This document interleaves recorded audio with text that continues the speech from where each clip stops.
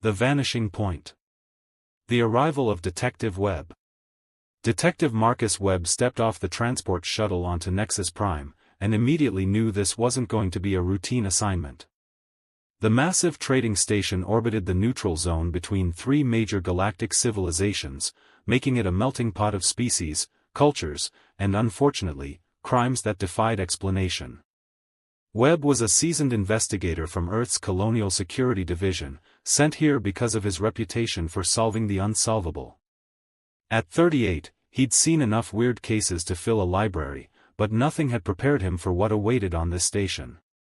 The first signs of trouble. The station's artificial atmosphere felt heavy as Webb made his way through the main concourse. Something was wrong. The usual bustling crowd seemed thinner.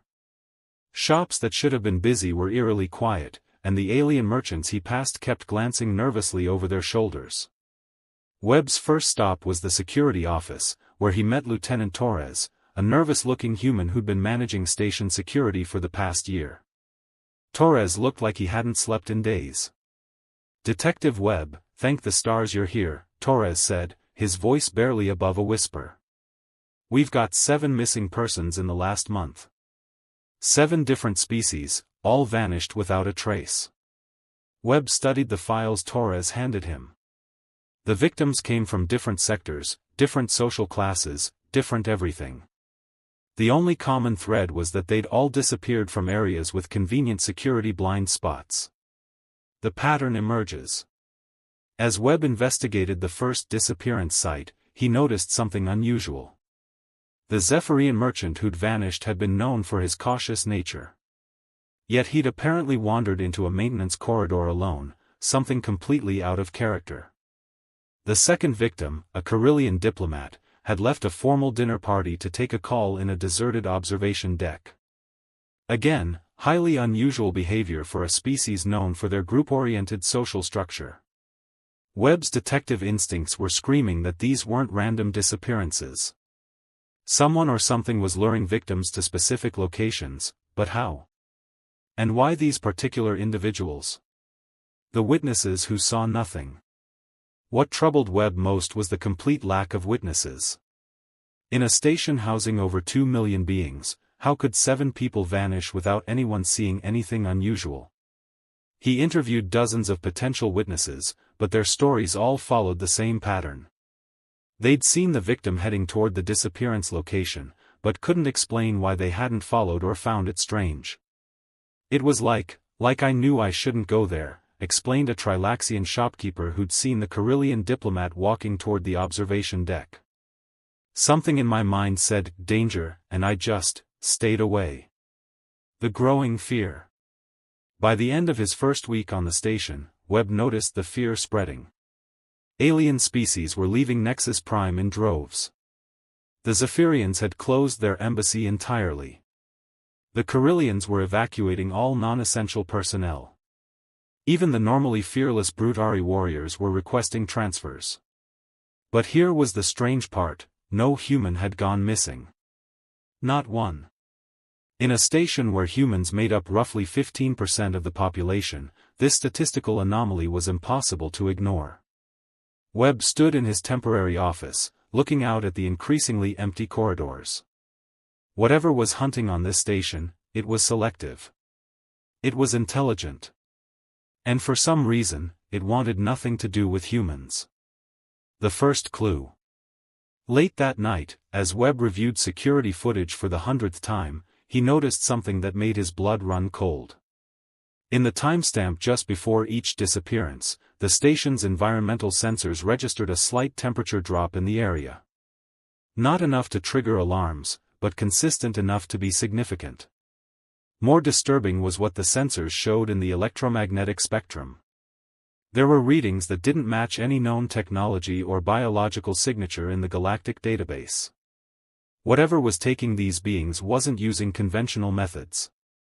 Webb leaned back in his chair, a chill running down his spine. He'd dealt with serial killers, terrorists, and even rogue AI systems, but this felt different. This felt like something that existed outside the normal rules of the universe. As he prepared his first report to Earth Command, Webb couldn't shake the feeling that he wasn't just investigating disappearances. He was being studied by something that had turned an entire space station into its personal hunting ground. The question that kept him awake that night was simple yet terrifying: if this thing was avoiding humans, what did it know about his species that he didn't? The Hunter's Game. Captain Steele takes command. Captain Victor Steele arrived on Nexus Prime with a reputation that preceded him like a storm front. The former military officer turned security chief had been called in when Detective Webb's investigation revealed the scope of the crisis. Standing 6'4" with steel-gray hair and eyes that missed nothing, Steele was the kind of man who walked into chaos and somehow made it sit down and behave. The situation had deteriorated rapidly since Webb's arrival. 3 more beings had vanished, bringing the total to 10 missing persons. The pattern was becoming clearer, and far more disturbing than anyone had initially realized. The evacuation begins. Steele's first day on the station coincided with what would later be called the Great Exodus. The Vorthack Collective announced they were withdrawing all personnel from Nexus Prime, citing unprecedented security concerns. Within hours, the Andromedans followed suit, then the Centauri Alliance. "It's like watching dominoes fall," Webb reported to Steele as they stood in the observation deck overlooking the main docking bay. Below them, ship after ship was loading passengers and cargo, preparing to flee. What struck Steele as odd wasn't just the speed of the evacuation, but the way it was happening. These weren't panicked refugees running from a known threat. These were organized, almost ritualistic departures, as if entire species were following some ancient protocol. The security footage revelation. In the security center, Steele and his team made a breakthrough that changed everything. Advanced analysis of the station's sensor network revealed something that conventional investigation had missed: the disappearances weren't random events. They were following a specific pattern, moving systematically through the station's sectors. "Look at this," Steele said, projecting a 3-dimensional map of the station. Red dots marked each disappearance location. "It's not hunting randomly. It's working its way through the station like it's cataloging." The pattern suggested intelligence far beyond what they'd initially assumed. This wasn't a mindless predator. This was something conducting a methodical study of the station's non-human population. The first direct contact. The breakthrough came when Steele decided to use himself as bait. Against Webb's protests, the security chief positioned himself in the maintenance corridor where the next disappearance was statistically likely to occur, based on the established pattern. At 0347 station time, the temperature dropped exactly as the sensors had recorded before previous incidents. But this time, something different happened. Instead of the usual electromagnetic disturbance, the corridor filled with what Steele later described as a presence. It wasn't visible, Steele reported in his official statement. But I could feel it studying me. Like being examined under a microscope by something that existed in dimensions I couldn't perceive. Then, impossibly, Steele heard something that would haunt him for the rest of his career, a voice that seemed to come from everywhere and nowhere at once. "Human," it said, the word carrying undertones of curiosity and something that might have been respect. "You are not prey." The revelation of purpose.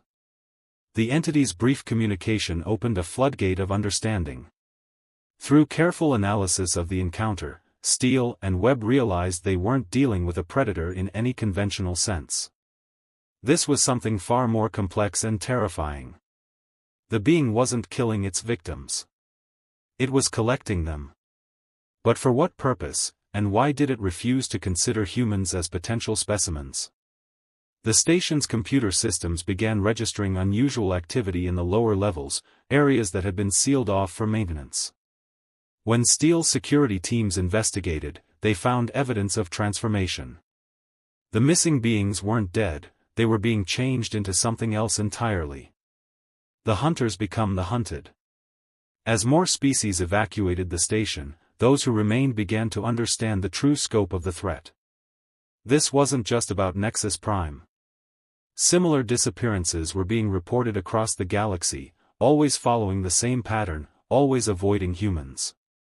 The entity had been moving from world to world, station to station, systematically collecting representatives from every known species.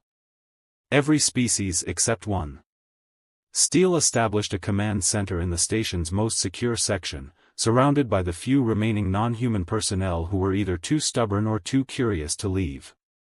The Nexus Prime AI, designation Kronos, had been monitoring the situation and provided a chilling assessment.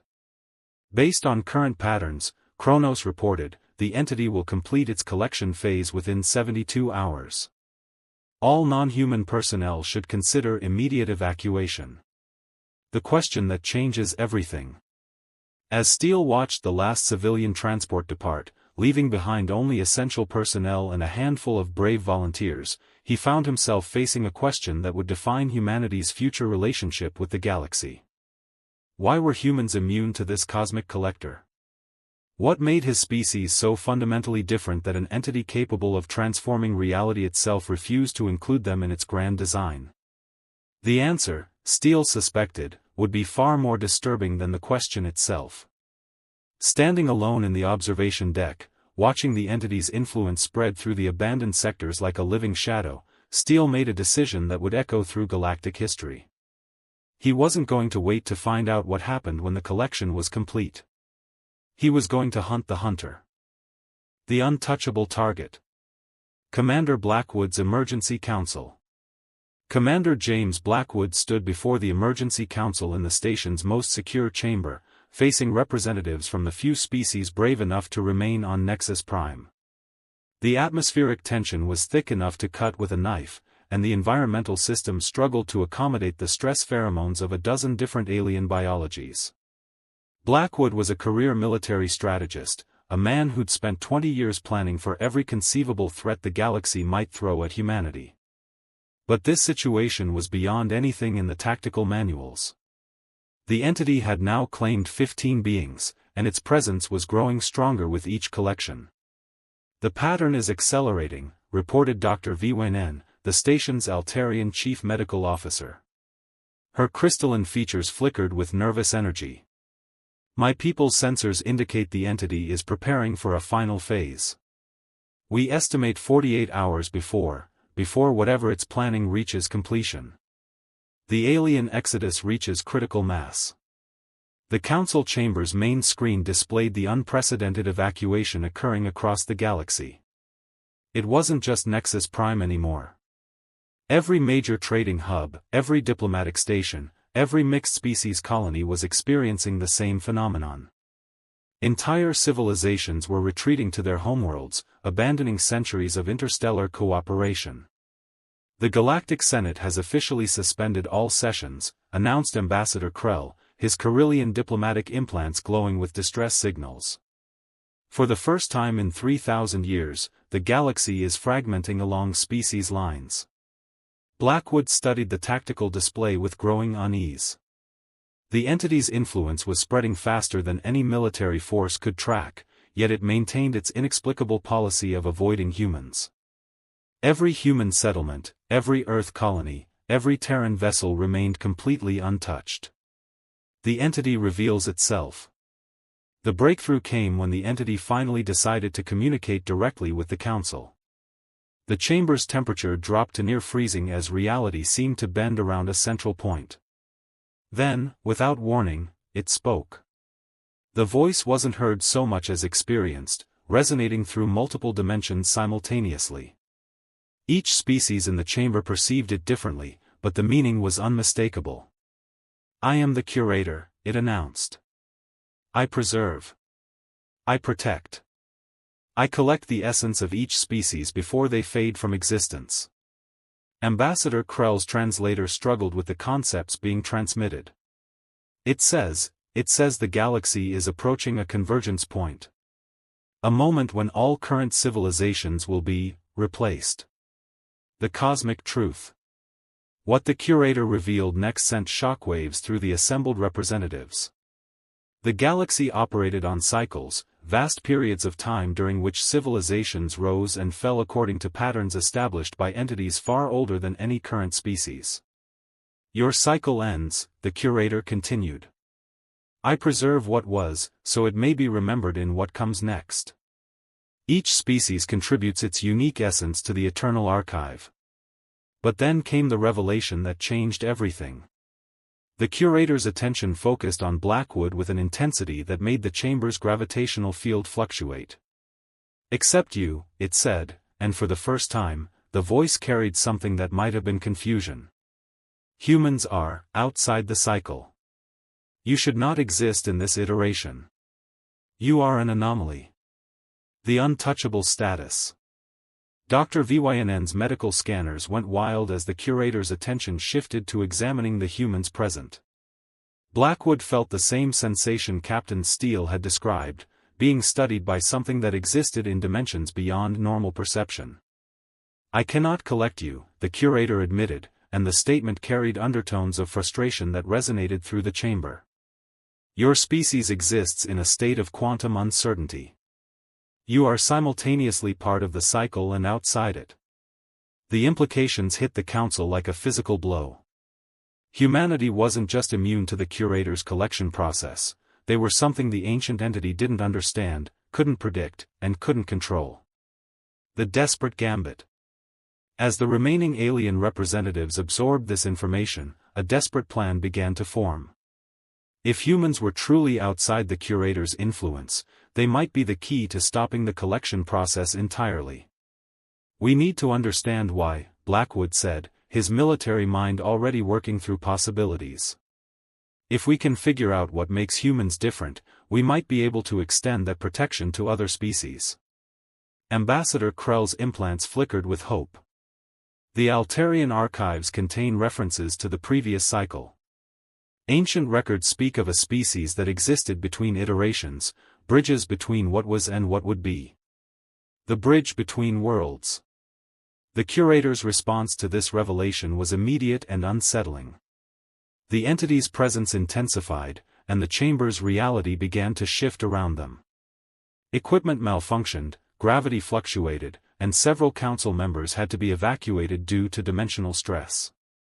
"The bridge builders," the curator whispered, its voice now carrying notes of what might have been fear. "They were destroyed before the last convergence. They should not exist in this iteration." Blackwood felt the pieces clicking together in his mind.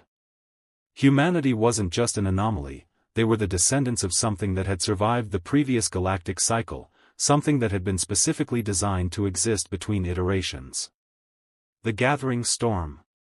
As the council session ended with more questions than answers, Blackwood found himself facing a responsibility that dwarfed anything he'd previously imagined. If humanity really was descended from the bridge builders, then they weren't just immune to the curator's collection, they were the only species capable of challenging the cycle itself. But challenging entities that operated on cosmic timescales would require understanding powers that humanity had forgotten they possessed. Powers that might be the key to saving not just the current galactic civilization, but all future iterations as well. Standing in the empty council chamber as the last alien representatives departed for their homeworlds, Blackwood made a decision that would define humanity's role in the galaxy forever. He was going to wake up humanity's sleeping heritage, whatever the cost. The Predator's Dilemma. Dr. Cross and the Genetic Mystery. Dr. Nathan Cross had always believed that science could explain anything, given enough time and data. The xenobiologist had spent 15 years studying the genetic patterns of hundreds of species across the galaxy, mapping the evolutionary trees that connected all known life. But the samples he was analyzing now challenged everything he thought he knew about biology. In his makeshift laboratory in the lower levels of Nexus Prime, Cross worked frantically to understand what made humans fundamentally different from every other species the curator had collected. The entity had grown bolder, no longer hiding its presence, and the station's reality was becoming increasingly unstable. "This is impossible," Cross muttered, staring at the genetic sequencing display. Human DNA contained patterns that shouldn't exist, sequences that seemed to exist in multiple dimensions simultaneously, creating a quantum uncertainty that made them impossible to fully analyze. The collected specimens. Cross's breakthrough came when he gained access to the lower levels where the curator had been storing its collected beings. What he found there would haunt him for the rest of his life. The missing beings weren't dead, they were suspended in crystalline matrices that seemed to exist partially outside normal spacetime. Each crystal contained not just the physical form of the collected individual, but their entire essence, their memories, their species' cultural knowledge. "It's not killing them," Cross reported to Commander Blackwood via secure channel. "It's preserving them perfectly. Every thought, every memory, every genetic sequence is being maintained in a form that could theoretically last forever."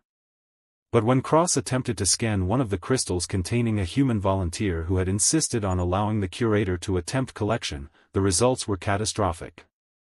The scanning equipment overloaded, the crystal began to fluctuate wildly, and the curator's presence suddenly filled the laboratory with an intensity that made Cross's instruments explode. The curator's frustration. "You must not interfere," the curator's voice boomed through the laboratory, carrying undertones of something Cross had never expected to hear from a cosmic entity: desperation. "The human cannot be properly preserved. Their quantum state creates paradoxes that threaten the entire collection." Cross realized he was witnessing something unprecedented. The curator, an entity that had successfully collected representatives from thousands of species across multiple galactic cycles, was genuinely frustrated by its inability to handle humans. "What happens if you try to force it?" Cross asked, his scientific curiosity overriding his survival instincts. The laboratory's temperature dropped to absolute zero as the curator's attention focused on him. "The collection becomes unstable. The preserved essences begin to decay. Paradox spreads through the matrix like a plague." The quantum inheritance. Working with the station's quantum physicists, Cross began to understand the true nature of humanity's difference. Human consciousness existed in a state of quantum superposition, simultaneously experiencing multiple probable realities. This wasn't just a quirk of evolution, it was designed functionality. The bridge builders, humanity's predecessors, had been engineered to exist between galactic cycles precisely because they could maintain coherent consciousness across multiple dimensional states. They were living bridges between what was and what could be. "We're not just immune to the curator's collection," Cross explained to the emergency science team. "We're antithetical to it. Our presence creates quantum instabilities that threaten the entire preservation process." The spreading chaos. As Cross's research progressed, the effects of human presence on the curator's collection became increasingly dramatic. The crystalline matrices containing the preserved beings began to fluctuate whenever humans came near. Some crystals cracked, others phased in and out of existence, and a few began to regenerate their contents back into normal spacetime. "The humans are a virus in the system," Dr. Vynn observed, her crystalline features reflecting the chaotic energy patterns emanating from the collection chamber. "Their quantum uncertainty is spreading to the preserved specimens." Cross watched in amazement as a Trilaxian merchant materialized from a destabilizing crystal, confused but very much alive. The curator had spent millennia perfecting its preservation technique, only to discover that a single human's presence could unravel the entire process. The cosmic revelation. The curator's next communication revealed the true scope of the problem. The entity had been preparing for this galactic cycle's end for thousands of years, carefully collecting and preserving the essence of each species. But the presence of bridge builder descendants threatened to create a cascade failure that would destroy not just the current collection, but all previous collections as well. Trillion of beings across countless cycles, the curator's voice resonated with genuine anguish. Their preserved essences could be lost forever if the paradox spreads to the core archives. Cross found himself in the unprecedented position of being feared by an entity that operated on cosmic timescales. Humanity's quantum nature wasn't just protecting them from collection, it was threatening to destroy the curator's entire purpose. The impossible choice. As the station's reality continued to destabilize around the failing collection, Cross faced a decision that would determine the fate of countless civilizations. The curator was offering humanity a deal: leave the galaxy entirely, taking their quantum instability with them, and the collection could proceed without risking the preserved essences of trillions of beings. "We could save everyone," Cross reported to Blackwood. "All the species facing collection, all the beings already preserved. But the cost would be humanity's permanent exile from the galaxy." Standing in his laboratory, surrounded by the chaotic energies of a cosmic entity in crisis, Cross realized that humanity's true power wasn't their immunity to collection, it was their ability to disrupt systems that had operated unchallenged for eons. The question now was whether they would use that power to save the galaxy, or to claim it as their own.